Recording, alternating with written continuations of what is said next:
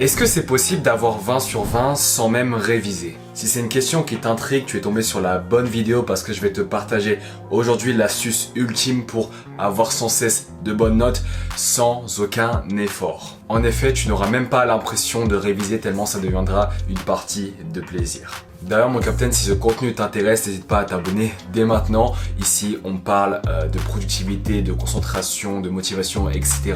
Bref, tout ce qui pourrait te permettre d'accomplir plus de choses en moins de temps et de dégager du temps pour ta vie personnelle, pour ta passion, etc. Pour comprendre en profondeur la technique que je vais te partager, je t'invite à retourner un petit peu dans mon passé. On va prendre une machine à remonter dans le temps et on va revenir à mes années de lycée.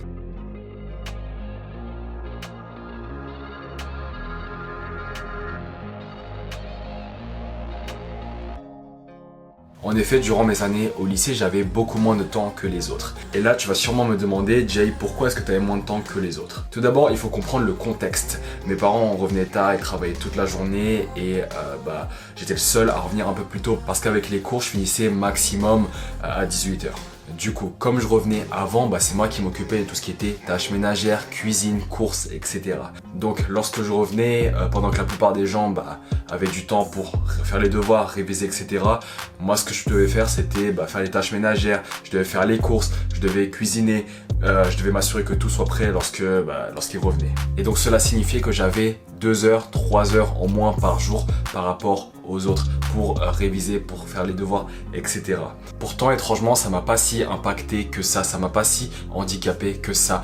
Même en ayant plus de responsabilités, je suis resté premier de la classe et j'ai eu sans cesse de meilleures notes encore et encore. Et là, tu vas me dire, c'est paradoxal. Jian, comment tu fais? Jian, comment tu fais pour avoir de meilleures notes alors que tu as beaucoup de moins de temps que les autres? Comment tu parviens à rester premier de la classe alors que tu as 2 heures de moins par jour? Comment est-ce que tu fais? La réponse, et je veux vraiment que tu la notes quelque part parce que c'est extrêmement important, ce n'est pas le nombre d'heures de travail qui compte, c'est l'intensité de ta concentration et l'efficacité des techniques que tu utilises. Donc tu peux t'en douter, j'ai dû compenser le manque d'heures de travail par plus de concentration et l'utilisation d'une technique que je vais te révéler dans cette vidéo. Donc quelle était cette fameuse technique?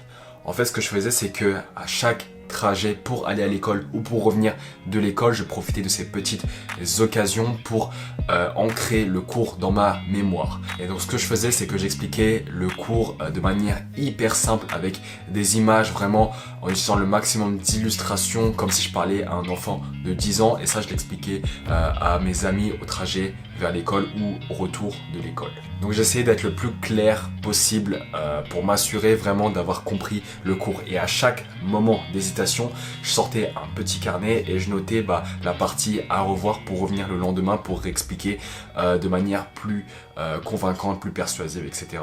Donc je faisais ça à chaque trajet et je m'assurais tout le temps de rester à jour et parfois de revenir sur d'anciens cours. Et donc tu imagines bien que si tu fais ça vraiment à chaque trajet, au final tu n'auras même plus besoin de réviser, ce sera toujours frais dans ta tête. Après, bien évidemment, je suis parfaitement conscient de deux choses. La première chose, c'est que pas tout le monde a envie qu'on lui parle de cours, surtout les personnes qui stressent beaucoup, donc dès qu'elles quittent l'école, elles ne veulent plus qu'on leur parle de cours. Et ensuite, la deuxième chose que je sais, c'est que pas tout le monde va à l'école avec un ami.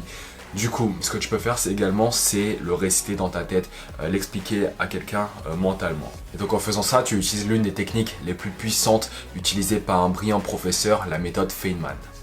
La méthode Feynman se décompose en 4 parties différentes et elle se base sur le fait que tu ne comprends pas un sujet si tu ne parviens pas à l'expliquer concrètement, clairement à un enfant de 10 ans par exemple. Donc la première étape de la méthode Feynman, c'est d'identifier un sujet que tu veux apprendre.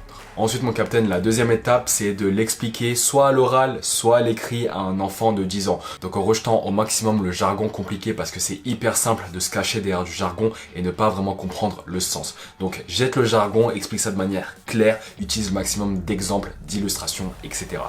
Ensuite, la troisième partie, c'est d'identifier ses lacunes. Donc tu identifies les moments d'hésitation, tu identifies ce que tu ne comprends pas vraiment et tu le notes quelque part. Et ensuite, la quatrième étape, c'est de réorganiser tes notes en mettant tout ce que tu as appris, des lacunes que tu as comblées. Et cette méthode Feynman, tu peux l'utiliser un peu partout. Moi, je l'utilisais par exemple pendant les trajets. Tu n'es pas obligé de l'utiliser pendant les trajets, tu peux l'utiliser à la maison, lorsque tu cuisines, lorsque tu fais d'autres tâches. Bref, tu peux le faire partout. Tout ce dont tu as besoin, c'est d'être dans la capacité de pouvoir expliquer ton cours, soit mentalement, soit oralement, soit à l'écrit.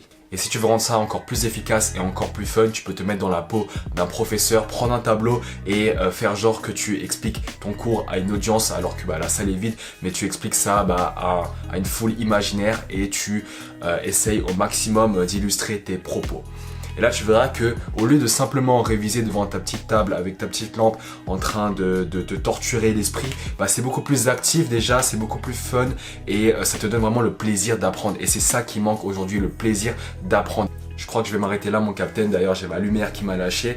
Si tu veux voir beaucoup plus de contenu, si tu veux découvrir vraiment tous mes secrets, je t'invite à t'abonner dès maintenant et à me suivre notamment sur Instagram, sur TikTok, sur tous les réseaux sociaux. Juste ici, je te mets le lien vers ma vidéo précédente et moi, je te dis à très vite pour une nouvelle vidéo. Allez, bye!